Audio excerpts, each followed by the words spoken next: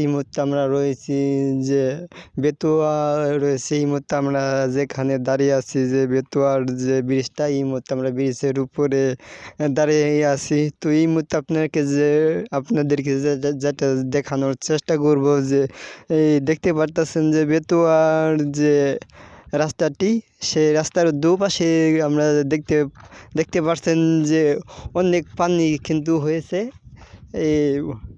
তো এই মুহূর্তে আমরা জানতে পেরেছি প্রতিদিন যে পানির কিন্তু বৃদ্ধি পাচ্ছে সেটা আমরা জানতে পেরেছি। তো এই মুহূর্তে আপনাদেরকে দেখানোর চেষ্টা করতেছি। এই মুহূর্তে আপনাদেরকে ভালো করে দেখাবো যে বেতুয়ার যে বিলটা, সেই বিলটা আপনাদেরকে ভালো করে দেখানোর চেষ্টা করছি। তো এই মুহূর্তে আমরা যেটুকু জানতে পেরেছি, এই পানিতে কিন্তু অনেক ক্ষয়ক্ষতি হয়েছে, যেমন পুকুরের মাছ কিন্তু চলে গেছে, সেটা আমরা জানতে পেরেছি। অনেক পুকুরের মাছ কিন্তু এই পানিতে ভেসে গেছে, সেটা আমরা জানতে পেরেছি। অনেক মানুষের কিন্তু ক্ষয়ক্ষতি হয়েছে এই মাছ যাওয়ানে। যারা মাছ চাষি যারা আছে তাদের অনেক কিন্তু এই মাছ চলে গেছে এই পুকুর থেকে।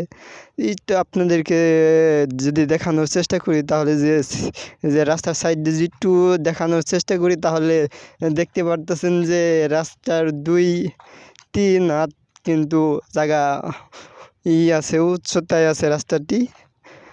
তো আমরা যেটুকু জানতে পেরেছি যে প্রতিদিন যেভাবে পানি বাড়ছে, এইভাবে যদি বাড়তে থাকে তাহলে এই রাস্তাটি তলিয়ে যাওয়ার সম্ভাবনা আছে, সেটাই আমরা ধারণা করা হচ্ছে। তো এই মুহূর্তে যে যারা বেতুয়ার যে বাসিন্দা আছে তাদের কাছে একটু জানার চেষ্টা করব কেমন পানি বাড়তেছে, সেটাই এই মুহূর্তে একটু জানার চেষ্টা করব। এই মুহূর্তে এবারে কাছে জানার চেষ্টা করব। তা আপনাদের বাড়ি তো বেতুয়ায়? হ্যাঁ, বেতুয়া। তো একটু বলবেন যে বেতুয়ার কেমন পানি বাড়তেছে, প্রতিদিন কেমন পানি বাড়ে? এখন বর্তমানে প্রতিদিনই বাড়তেছে, 1-1.5 হাত করে ডেলি বাড়তেছে। 1-1.5 হাত করে। তা এই সড়ক তলায় যাবো কেমন হয়, এইভাবে বাড়লে ভাড়া, কয়েকদিন বাড়লে ভাড়া সড়ক তলায় যাবো, বিলের সড়ক। তো আমরা আরো জানতে পেরেছি নাকি এই পানিতে নাকি অনেক পুকুরে মাছ ভেসে গেছে, এই বিষয়ে?